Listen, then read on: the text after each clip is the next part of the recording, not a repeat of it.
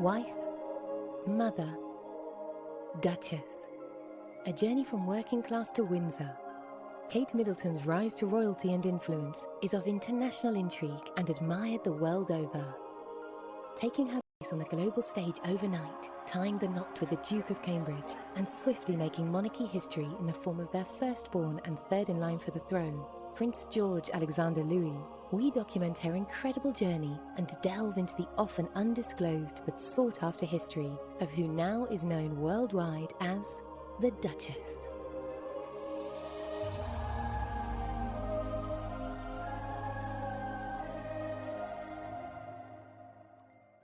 She is probably a good example of one of the best things that the royal family has done for years.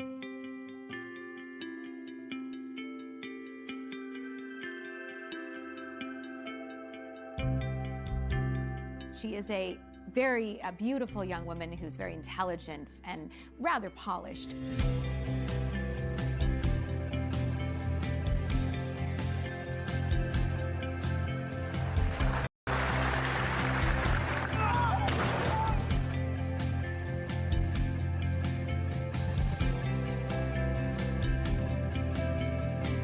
You can say anything you like about the Duchess of Cambridge, but you can't accuse her of not being impeccably well brought up.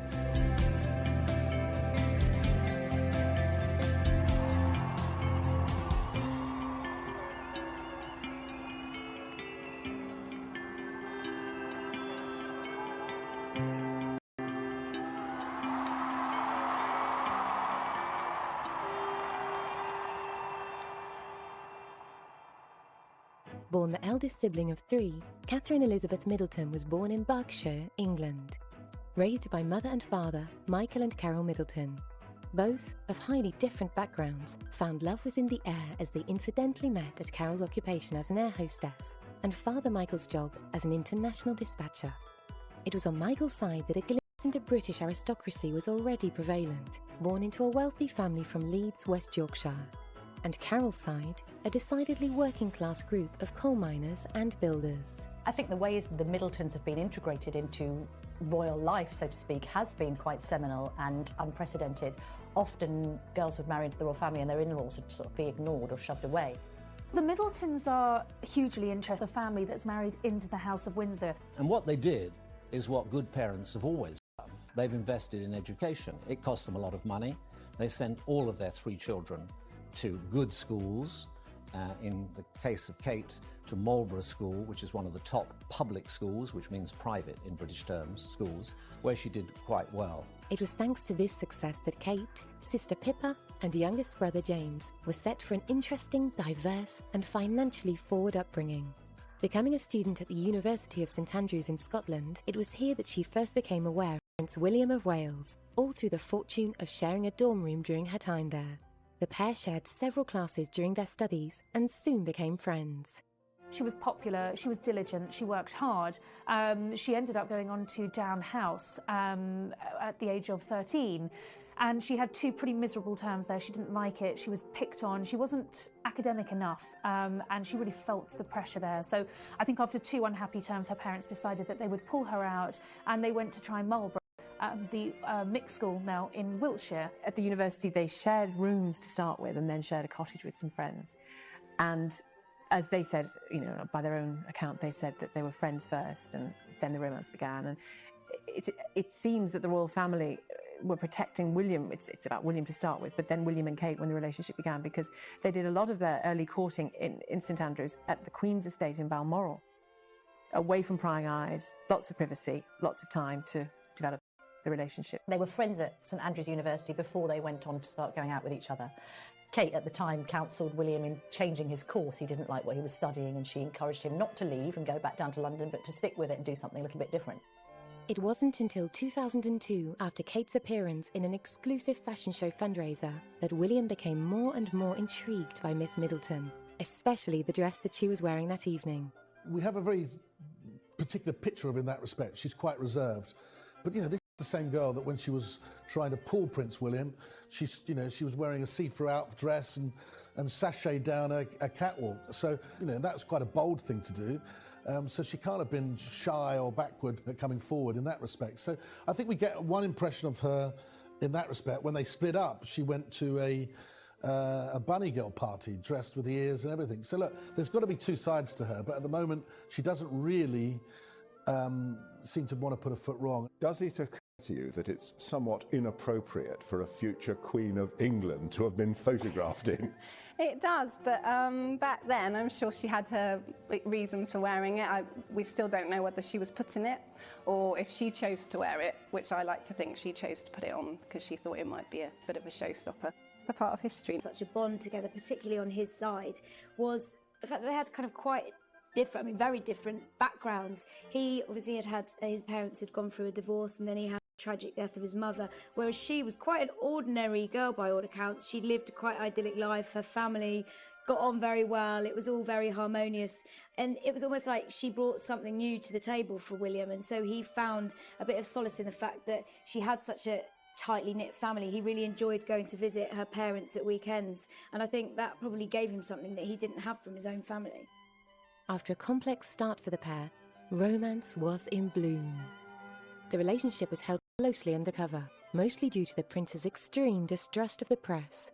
However, a slipping, cautious approach led to Kate being caught by paparazzi while on a royal family ski trip, leading to an immediate response and their relationship being the subject of intense scrutiny, prejudice and tabloid attention.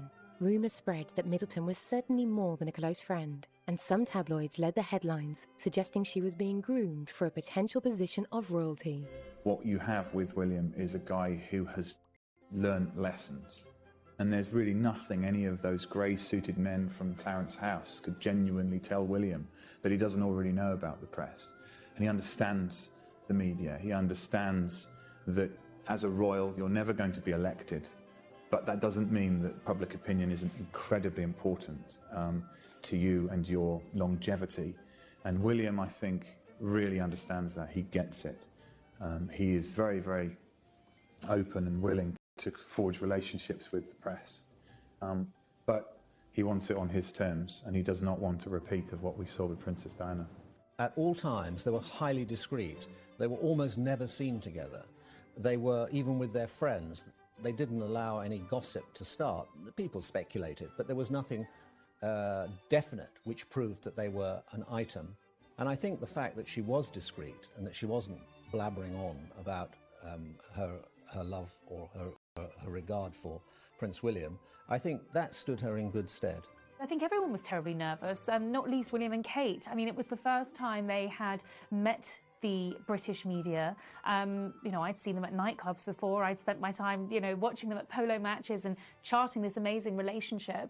But the first time really to actually sit down and talk with them, I remember Kate being very nervous, but incredibly sweet and kind, and interested in what we were doing and how we were offering the story.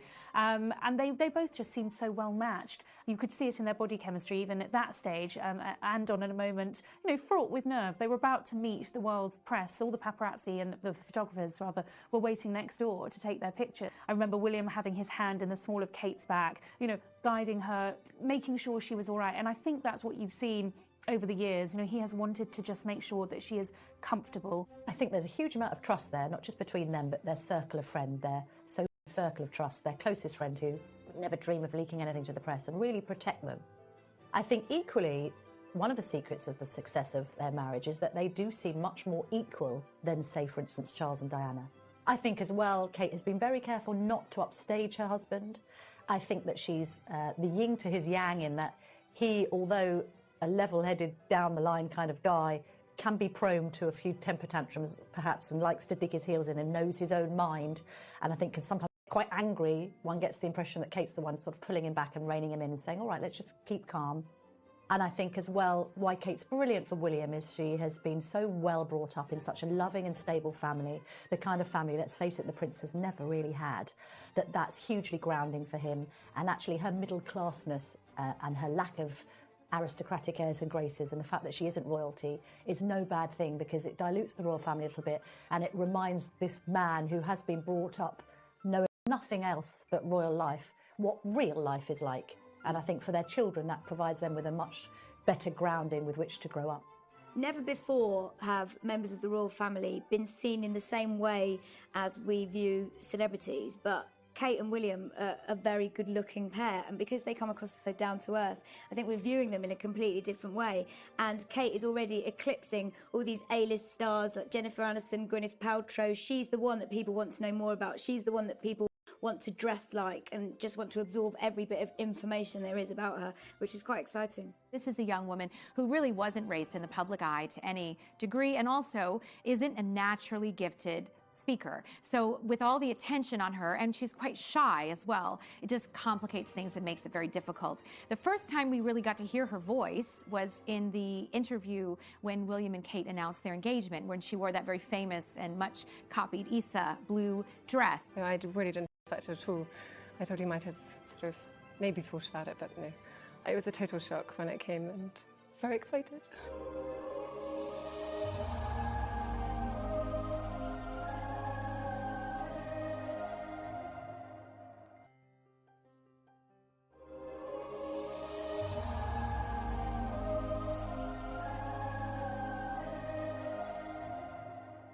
William a couple of times kind of answered the question for her that she asked, or corrected something, and was obviously very protective of her. She was not comfortable, very clearly, speaking on camera.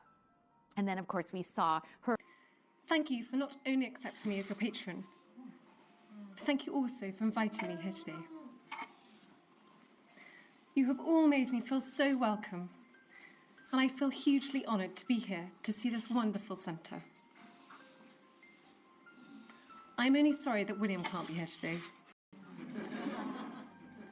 It's very difficult, I think, for anybody who's come from the outside of the royal family to a full-on public figure to be brilliant at public speaking straight away. Prince Harry seems to have got it almost instantly. He's an excellent orator, and he does it with natural charm and fun and a degree of wit. I think that there's no doubt that Kate was very nervous when she started her role as a Duchess and speaking publicly.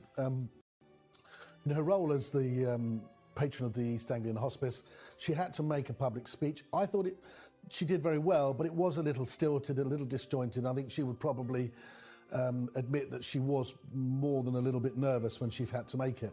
But in time, I think she's improved.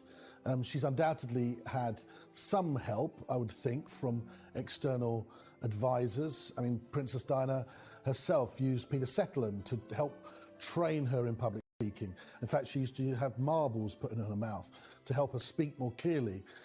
I don't know if Kate's gone to that extreme, but she certainly has improved. She's certainly more confident. And from the time I saw her when she delivered her first speech to the one she delivered in Singapore, she was much improved. The couple's official engagement was announced in November 2010 during a vacation to Kenya, where William presented Kate with his mother's engagement ring. William's decision to give Kate his mother's engagement ring, for outside observers, we might look at that and say, that wasn't a great marriage, really, on the grand scheme of things. I think what it means for William has a far more intimate meaning. Prince William will rarely ever talk about his mother publicly. He will very, very rarely do anything to kind of draw comparisons with him and his mother. And certainly he hates the thought that Kate might be seen as the new Princess Diana. But his decision to give her his mother's engagement ring, I thought, was very significant, because it sort of showed that William wanted his mother on his big day to be right there at the very heart of what was going on. And actually it was quite, in a non-sort of soppy way, I thought it was quite touching. And the ring gives us all permission to look again at this union, particularly because Charles and Diana's marriage went so bad and began, we now know, on such rocky foundations. It may be that we're imagining it, we're just hopeful and optimistic, but it looks like this one is different. It looks like this one is very much, people would have inevitably made those comparisons privately. I felt on the day when it was obvious that was the ring he'd given her, I felt that was his way of taking control of that narrative and taking control of that story. That's what I think it was. William and Kate, to me, are about the future. I don't like to look back and compare her to Diana, because she is her own woman, and William and Kate, I think, have their own idea of what they want to do. The couple then announced plans to live in North Wales, where Prince William was stationed with the Royal Air Force after their marriage. Well, actually, William has got a kind of cake-and-eat-it scenario because he's gone and retrained as an air ambulance pilot, which means he can remain flying, which is his first love. It also means he can have a career aside from the royal family, and it's in a perfect arena, of course, because he's going out and helping to save lives. Well, before I started Search and Rescue, I had a little brief introduction to it, and it was immediate to me.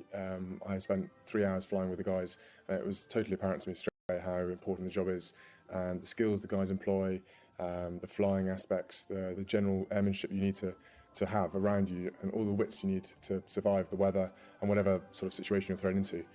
It definitely is advanced flying, and it's rewarding, so it put the two together, and it's a fantastic job. I think it's important that he has that time where he feels he's doing a proper job, as well as the time when they spend together when they are working together as members of the royal family. No, it's pretty rich coming from a ginger, so I'm quite happy to get that on the spot. Peter's a good-looking ginger, it's all right. Peter's both. After the official announcement of the pair's engagement, it was 6 months after, on April the 29th, 2011, that the marriage was to commence. The marriage, the ceremony, the wedding, just actually puts a seal on what everybody has been aware of for a long, long time. As Prince Charles said when he was asked about the engagement on the day it was announced, well, he said they'd been practicing long enough. So maybe we just ask your reaction to the wedding, please, sir? Obviously thrilled, thank you very much. Practicing for long enough. So it's been very important for the royal family this time around to make it clear that they're not trying to push the idea of some sort of fairy tale wedding. This is about a wedding between two ordinary people who love each other. And so they wanted to really pare down all of that frivolity. So the dress was much more simple. For example, Kate arrived at the cathedral in a car rather than a coach. And so there were a whole load of subtle differences throughout the day to make that very, very clear. Closer eyes were on the dress that Kate was due to wear, designed by Sarah Burton, a fact that remained a secret until that day. In terms of style, Kate Middleton is very serene. She's not someone who would wear anything particularly outrageous, apart from the see-through dress she modelled in her catwalk show at university, which has appeared in every single paper ever since those two got. Kind of style that a lot of women actually feel that they could replicate, because it's nothing too complicated and fussy. Yes, she's very tall and slim, so she can carry a lot more off than perhaps everyone can, but she's just very, very well groomed. She seems to know exactly the kind of thing she likes. She always wears kind of your wraparound style dresses that are just down to the knee. And she's now this real figurehead for style in all sorts of magazines. My magazine's writing about her all the time. So it's her dresses and particularly her hair and how you get it so glossy. I think Kate Middleton has enough courage and individuality to choose from all over the world who she wants as her designer. Well, believe me, the decision about what dress designer all of the Middletons were going to use raged for some time, and it was a really difficult decision for them. For example, Carol Middleton, she was going to have a dress designed by Linda Chirac, and then she shoved that out of the way at the last minute because all of these women knew picking a dress designer was so important. Tying the knot at Westminster Abbey in London, all eyes were on the most important royal wedding since that of Charles and Diana. This is when the British come into their own. We have all the equipment, we have the household cavalry, we have the wonderful carriages, we have those ancient Rolls Royces, and there's a great spirit here. A spirit I think you could say was evocative of 1981 and the wedding of Prince William's parents, Charles and Diana. There's a real enthusiasm for it. What my opinion of the dress was that it was youthfully regal. It was modern with a classic twist to it, which was fantastic because I didn't want Kate to sort of lose touch of Kate in the whole pageantry of this occasion. And I think Sarah Burton for Alexander McQueen did a sublime job. I think the lace was so effortlessly executed. It was almost as if she had like a white tattoo all the way down her arm. The fine buttons, and then you saw that quintessential McQueen detail on the ruff of the spine. I thought the skirt was just enough skirt for a venue like the Abbey. I think, to have something slimmer with a long train, she might not have filled that space with the sort of ease as she did with this dress. But I thought she looked very, very beautiful, very exquisite, seriously polished. Royal sources tell me that the royals indicated very strongly to Kate that they would prefer her to wear her hair up for this very special occasion. However, Kate had her heart set on wearing her hair down with long flowing curls, which is her favorite way to wear it, and actually William's favorite as well. They ended up compromising on her look. She had kind of a half up, half down. So from the front, she had an updo. From the back, she had the long flowing curls she wanted.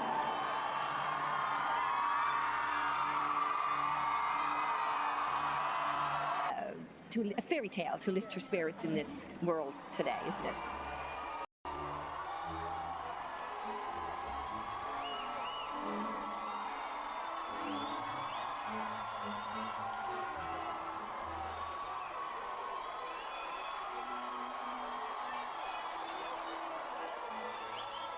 Prince William looked fantastic in that sort of royals and blue red uniform, very unusual, matched the red of that carpet that went up the centre of Westminster Abbey. He looked marvellous, and the white gloves when he was waving at the crowds, he looked the dashing prince. If only he could have ridden up to Westminster Abbey, he would have been the perfect prince, wouldn't he? William and Harry, when they came out, I mean, it was all about metallics, wasn't it? I mean, especially with Harry, with the gold braiding and frogging. I thought William's choice of the red was fantastic. I mean, Kate's heart must have gone pitter-patter completely when she saw her prince standing there. And I caught that glimpse of Harry when he took a sideward glance at seeing Kate while William turned the other way, and he said to his brother, "She's beautiful." And that was really, really charming between the two boys. And it was very important to Kate that William be surprised when he saw her. And he certainly seemed to be even getting a touch emotional when he turned and finally looked and saw his bride. Of course, Harry at his side was peeking the whole time and even was overheard saying to William, "She's here, she's here." It was a very exciting moment, very romantic moment.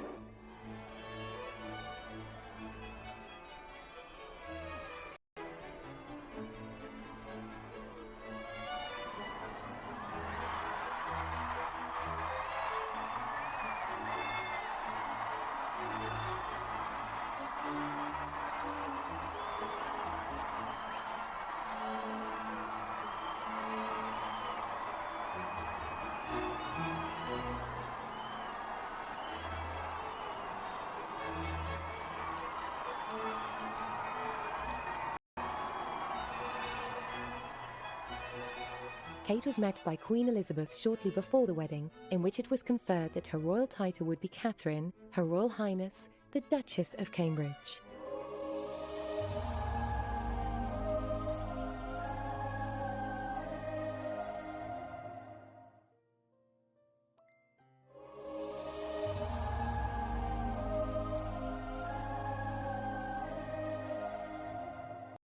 From the beginning, Kate Middleton had a great deal of support from the royal family, which was really instructed by the Queen, to make sure that she knew as much as she could possibly know in what to do in every situation, bearing in mind, of course, she didn't really grow up in this world. There were things like learning how to get out of a carriage without exposing your modesty, and things like that you would never think you would have to learn, but of course a woman in her position would certainly need to know how to weigh down the hem of your dress to make sure it doesn't blow in the wind. There were all kinds of small details, little bits of etiquette, how to sit, who to curtsy to, who not to curtsy to, what fork to use, whatever else, that they felt she needed to know. She was actually given lessons on how to be a royal wife. Kate hopefully stepping up a little bit more and taking on more responsibilities in her own royal role and growing in confidence into her royal role. It is still early days, but I think there's a sense that we want her to perhaps reach out a little bit further than she has done. But it's going to be softly, softly. They're in no rush, that couple. People forget William isn't heir to the throne, his father is. He's second in line, so there's still time. And the Queen is still going as strong as ever. So at the moment, I think maintaining the status quo is key. You know, once you married into the royal family, you became a Windsor, and that was that. Well, it was different when Kate and William got married, and when William asked Kate to marry him, he made it very clear that she wouldn't have to leave her family behind her once she married into his family, promised her that they'd always stay a part of the family, and they have done, whether it's joining the Queen at Ascot or being on an important barge within the Queen's fleet at the Diamond Jubilee celebrations. Given she is a commoner, the royal family have a high opinion of Kate. Prince Charles in particular was close to her from the early days. Camilla has obviously become involved. Camilla Parker Bowles, now Prince Charles's wife, has become involved and even took her to lunch quite publicly before the wedding as a real show that she's accepted Kate into the fold. The Queen and Prince Philip haven't met her as many times, but you wouldn't expect them to because they are still much more formal and ceremonial in terms of how they live their life. But they did, just the week before the wedding, manage to meet Kate's parents, which was quite significant too. Given the history of previous royal weddings, the question was how sustainable the relationship between William and Kate was going to be, and how long their partnership would last. However, it was clear that this was not your average pairing, and it was an opinion held high that their romance and longevity as a husband and wife showed no signs of stopping. I think the prospects for William and Kate's marriage are extremely good, and the reason I think that is because, quite uniquely for a royal wedding, their relationship grew out of cold winter nights spent in a university digs having spaghetti bolognese and talking about anything other than being a prince or princess. Their relationship has grown out of being just William and Kate, and I think that that's something that throughout their married life, as much as they can, they will try and retain, and if they do, then the prospects for them staying together for a long time will be very good. I think Kate and William have a good chance of making this work. They are both very committed to the monarchy. Kate has proven herself to be a team player. She's proven herself to be discreet. She's also proven that she's willing to put her own interests behind the interests of her husband. I think also they've been together for 8 years. They've seen each other through a variety of circumstances, and William seems to be doing a much better of preparing Kate for royal life than Charles did for his mother. So Kate has a support system in William. She has a support system in her family, which Diana also didn't have. And she has a man she's known for 8 years, and she spent an awful lot of time getting to know. I think they've got a good shot. They're a stable, happy family. They represent what is good about marriage and what is good about having an extended family. And the royal family themselves, that is part of their role. I'm sure the Queen is delighted with that. It's tough being married. Whether you're a prince or you're a pauper, it's tough. You have to work at it. It's a constant renewal every day. I'm sure that they will have their problems. They've had some problems in the past, but they've come through those problems. And as they say famously, what doesn't kill you makes you stronger. And I think they have got a very, very good basis for the marriage ahead. It was inevitable that when moving into royalty, Kate would have a fair share of comparisons to the late Princess Diana. Becoming Duchess of Cambridge left fans of the monarchy curious of how she would settle and her similarities to William's mother. People are always asking me, well, how alike is Kate to Diana? And I always say that they're actually incredibly different women. They look very different. You know, Diana was blonde, beautiful and leggy. Kate's beautiful and leggy and brunette. They look very different. They are very different people. And I think particularly in the early stages, there was a desire, largely by the press, to sort of see how Kate would live up to Diana's image. And I remember William saying that there was no expectation, that these were big footsteps, and no one expected Kate to fill them. And I think what Kate's done, which is so commendable, and you really have to take your hat off to her, is she's forged her own identity within the royal family. She hasn't tried to emulate Diana. She's a style icon, but I'd say she's quite a reluctant style icon. She's wanting to put her stamp in other areas. Within the comparison, there are huge differences.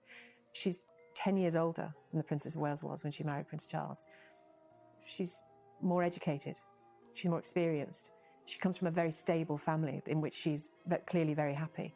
Diana didn't have those things, did she? She had huge charisma, huge inspirational things that she did, and she had massive natural ability with people. You know, we've all seen it, we all know it. It's well documented and accepted.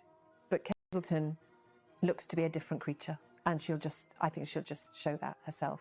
And you couldn't try and measure yourself against Diana because she was a really seen as an icon like Princess Diana was. And I think that's because Diana was had frailties and faults as well. Kate hasn't really put those out there. She's almost too good to be true sometimes. And I think a lot of younger people find the overwhelming privilege that she has, and the fact that she maybe stuck around too long to marry Prince William, as both seeing a little bit against her. And I think were Diana here, I think she would approve of Kate Middleton. She might feel like some mothers do, oh dear, I don't want to lose my son to any woman, you know. But I think she would approve. She would see in Kate Middleton some admirable qualities, and she'd feel that her son would be safe with her. I'm sure of that. I think she would approve of it immensely. I think it's really important that she doesn't look anything like her. I was thinking that the other day. Looking at the engagement pictures, she's a beautiful woman. She's developed a style that's very classic.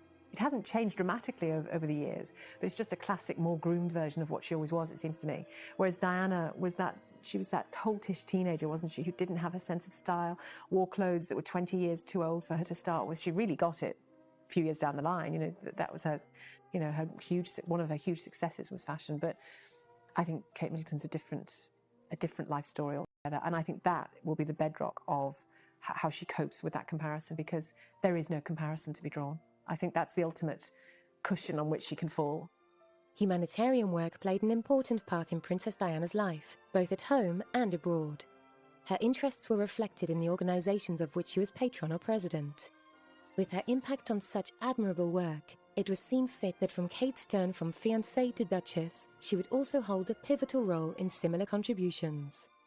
Set out her stall that she wants to support, in the first instance, children. So she's supporting some hospice charities, each the East Anglia Children's Hospices.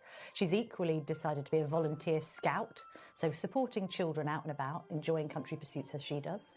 She's also been involved in action on addiction, so she's saying that she wants to help people. She thinks that addiction is the root to quite a lot of society's ills, be it children or their parents, and so she wants to get involved in that.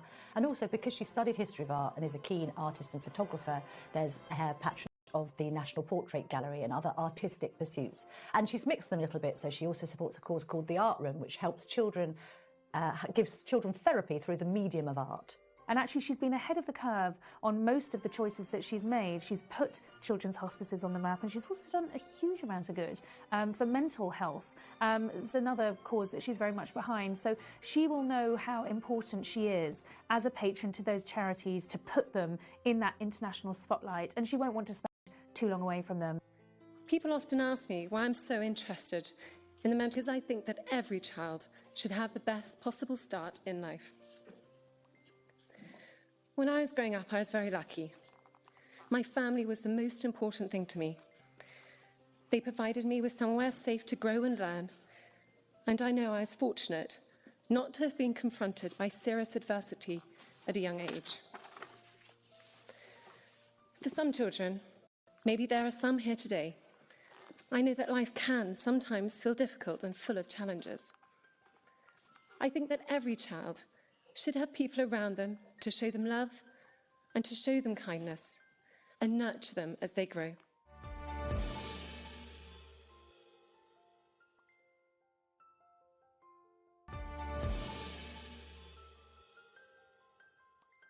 The challenge that so many people have is not knowing how to take that first step of reaching out to another person for help, admitting that they're not coping. Fear or reticence, or a sense of not wanting to burden another, means that people suffer in silence. The importance of support for these charities is no more prevalent than the work that Prince Harry has accumulated over the years. The conservation of wildlife, promoting sport amongst the young, and healthcare across all nations. Kate has had to put in a great deal of work to do the same. However, this is no competition, as Kate and Harry have a long history together, of which she has gained support, been able to confide in, and most of all, a friendship. Well, Harry and Kate have a very warm, affectionate relationship. You know, Harry grew up without a sister and without a mother to a great degree, and Kate gives him a feminine perspective and a feminine touch that he really was lacking, I think, growing up. And it's really nice for him to have that kind of family member. One thing I've noticed ever since Kate was on the scene is the closeness and the fun between them with her and Harry. I remember even the Garter ceremony in Windsor, where Prince William was all dressed up in the fine robes of the 12th century Garter order, and you could see William looking all very serious. But also Kate and Harry were in the audience, and he was just digging her and joking and making fun of his brother. And I'm sure that happens quite a lot, because he is a joker, he is fun, and it's quite a good relationship, I think, for her to have Harry as a brother-in-law. Prince Harry is somebody that's this lovable rogue. The British press can't get enough of him because he's this real naughty character, and you've never known a member of the royal family to behave like him. He's the one you can always rely on for making the biggest gaffes possible. He'll turn up to a party in a Nazi uniform, completely unthinking about what he's doing. He'll go to lap dancing clubs. He's always seen stumbling out of nightclubs looking very squiffy-eyed. You can guarantee he's the one that's probably the last person standing, the last person to have the drink. And I think Prince William is the heir and Prince Harry is the spare. Friendships within the royal family and charity contributions aside, the question on the lips of the nation after William and Kate tied the knot was how long it would be until the world would see a royal baby. For some, it was an agonising wait, until an official announcement in December of 2012 that the Duchess was pregnant. Obviously, there'd been an awful lot of anticipation as when Kate was going to announce that she was pregnant. I mean, in fact, I think the announcement was suggested for about 6 months beforehand. Everyone was writing in the papers that she was pregnant. The palace had put out the official announcement as she was en route to the hospital because she'd had problems with the pregnancy, and it was felt that William and Kate didn't want to even tell the Queen or Prince Charles that she was pregnant until they were absolutely certain everything was okay. The birth announcement for Prince George did not go according to plan. Kate was forced to announce prior to being 12 weeks pregnant that she was in fact expecting because she was hospitalized for very, very severe morning sickness. You know, William and Kate had talked at length about how they wanted to make this announcement to the world, and it certainly wasn't going to be this way and at that stage in the pregnancy. Most celebrities, particularly royals, wait until that first trimester is finished before they make any happy announcements. But because Kate was taken very suddenly to the hospital because of her severe morning sickness condition, the palace was forced to issue a statement as to why she was there, and the news of the pregnancy was leaked. Well, back in 2013, there was huge celebration over the birth of Prince George. I remember broadcasting for numerous international networks outside Buckingham Palace. Of course, it was the great Kate wait. I mean, we didn't know when this little baby was coming along, but when it was announced that the Duchess had gone into labour, I mean, there was no space in that press pen, I can tell you. We were all very, very squashed together. When news broke of Kate actually having given birth, I think at 8:34 in the morning on that Saturday, the press obviously instantly started speculating, well, will she leave today? And thinking as a mother, I thought, yeah, she definitely will, because you don't necessarily want to hang around hospitals too long, even if they are the Lindo wing and private and offering all frills. People were sort of looking at their watches thinking, can she do this? Can she have a baby by breakfast and be home at Kensington Palace for tea? And when we got wind of the fact that Kate's hairdresser had gone into the building, we knew, oh, hang on, you know, she's going to make an appearance. And in vintage Duchess of Cambridge style, she turns out in high heels and looking effortlessly elegant, even though she's given birth just hours earlier, which is a testament to her and how she's able to cope. Not only, I think, in the limelight, but just in this, with this pressure of having to present herself in a certain light. And I think, you know, hats off to her. Whether you love or loathe monarchy, any mother out there will say that it was a pretty good effort to look so good. There was excitement the royal wedding day when William and Kate got married. Everyone was universally happy. Everyone was constantly checking the news feeds on their phone and on the television in order to see, waiting for William and Kate to come out from the hospital for the first time, holding the new baby prince. I have several friends actually with news organizations who were standing outside the hospital that day, waiting hours after hour for William and Kate to come out. And actually, they came out quite a bit later than expected because typical William and Kate's strategy fashion, they were greeting and thanking every single member of staff at the hospital personally for the very smooth birth. They wanted to make sure they thanked everyone from the cleaner to the midwife to the surgeon to say thank you very much. So they did actually take a long time to emerge. When they did, Kate was roundly praised in the press for her choice of dress.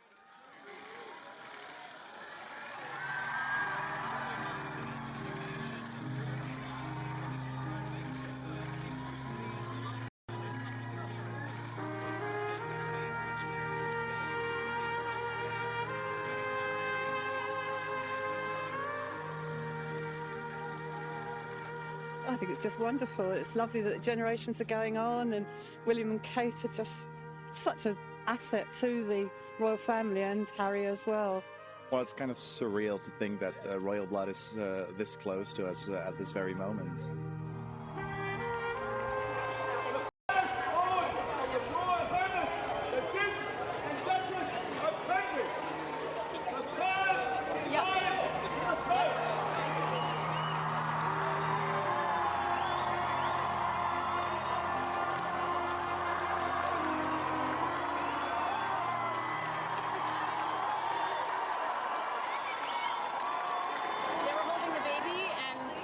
So beautiful and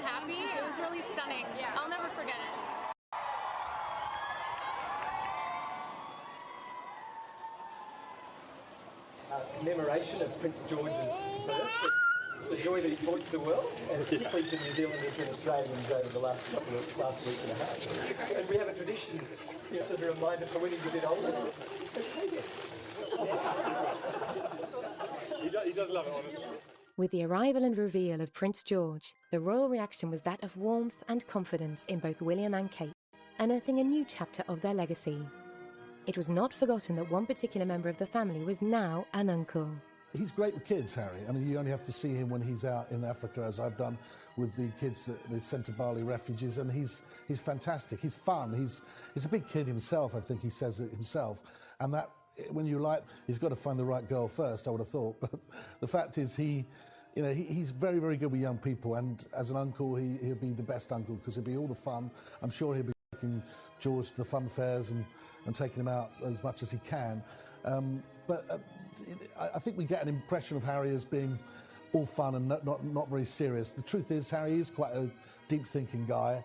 He's a nice person, and I think that with this birth of Prince George, it's probably made him feel a little bit broody, and maybe when he finds the right girl, it won't be long before he's a dad too. Prince Harry probably has the most fun with Prince George out of the entire family, because with Harry, he can be as cheeky and as silly and as wild as he wants to be with this little baby, and he has a great time with him. You know, one of Harry's best qualities is his childishness and his kind of open personality and just finding fun in everything.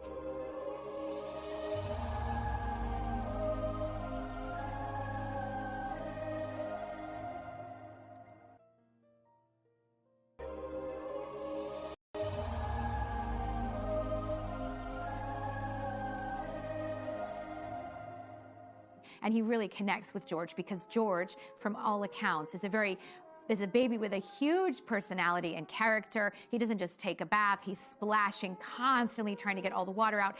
George is a really fun, free-spirited little boy. And I think Harry very much has that personality, and those two have a fantastic relationship. There's no question that Harry's going to be the favorite uncle, possibly the favorite person for George, because he's so much fun.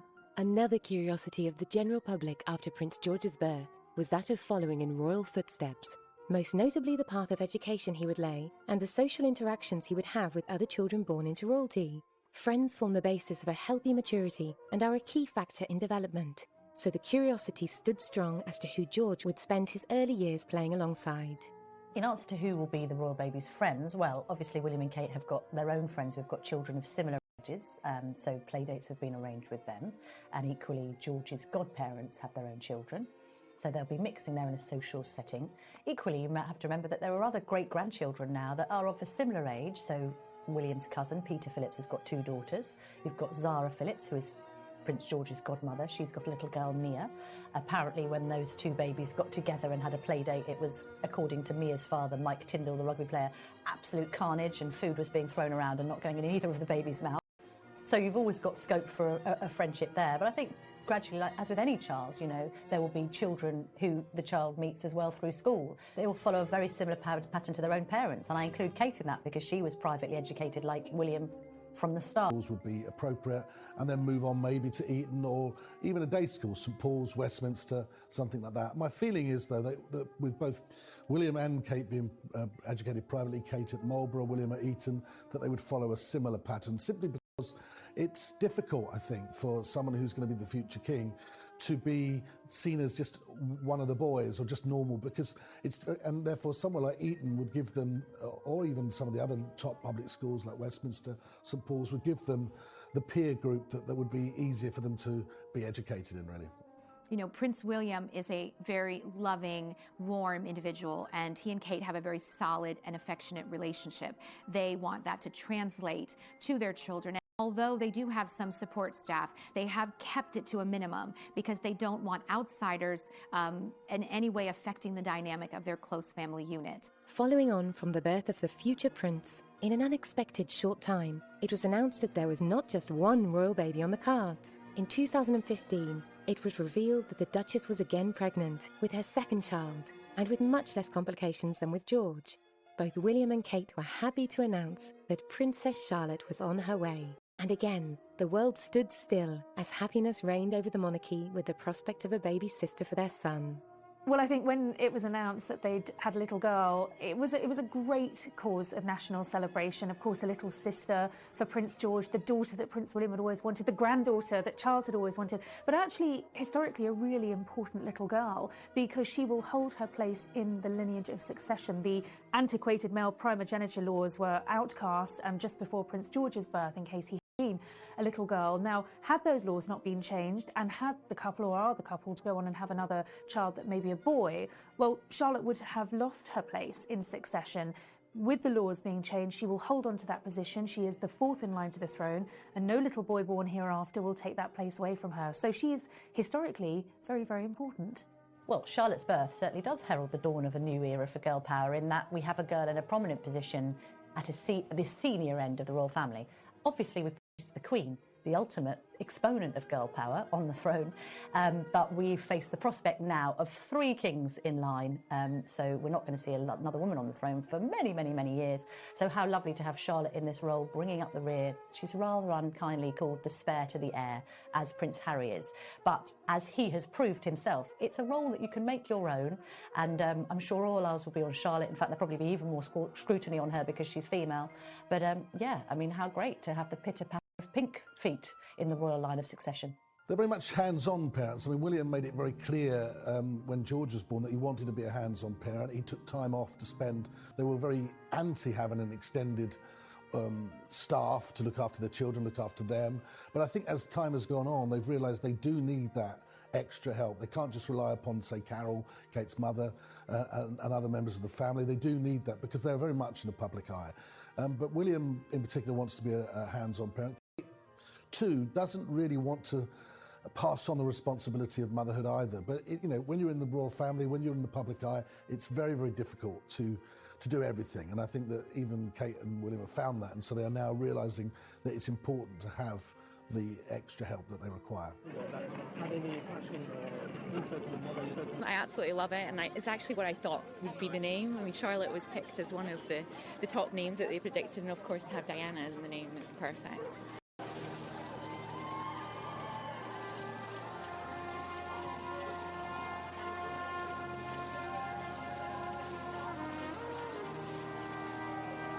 William's got the princess he always wanted. Diana wanted a princess in the family. If she's got her wish, he's got his, and Diana's been remembered in the process. So it really completes it. They've ticked all the boxes. And the other thing about Charlotte is it's the female of Charles. So they've really done everything.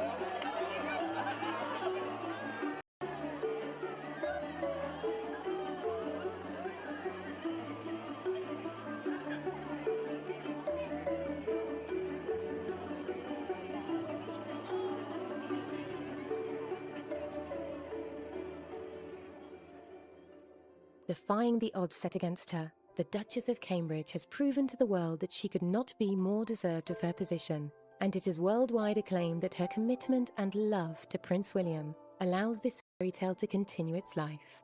The shock of Princess Diana's death and tumultuous time when married to Prince Charles is now seen as merely a shadow in the future of the royal family. Gone, but not forgotten, it has always been clear that Prince William found something in Kate that we had all hoped for. A new sense of motherly love. You have to remember that as much as Princess Diana is famous for her warmth and just closeness to her boys, they very much did not have a secure, stable, warm family environment growing up. Their parents were divorced. There was very acrimony. There really wasn't a kind of happy family for either of those boys. And seeing it in the Middleton family has made a fantastically huge impact on William, and it is precisely the kind of dynamic that he wants to bring into his own family life. Kate has made William so happy. She'd be competition in the glamour stakes. You know, Diana was an incredibly beautiful woman. She loved her couture. She loved to wear clothes as a fashion and power statement. But I guess she'd probably be taking Kate shopping, and I think they would have probably had a great friendship. But most importantly, she'd have loved Kate because Kate has given William what he always wanted, a wife to love and a beautiful family and great happiness.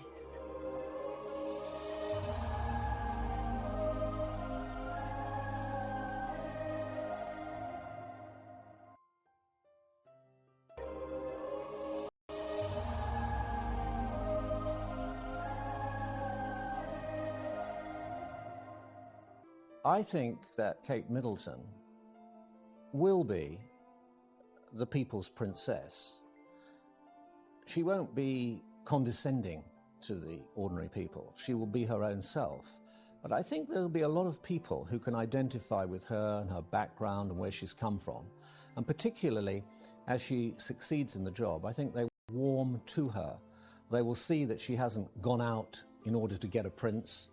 They'll see that it's been a mutually arrived at relationship. And they will recognize that, for once, this is a love match.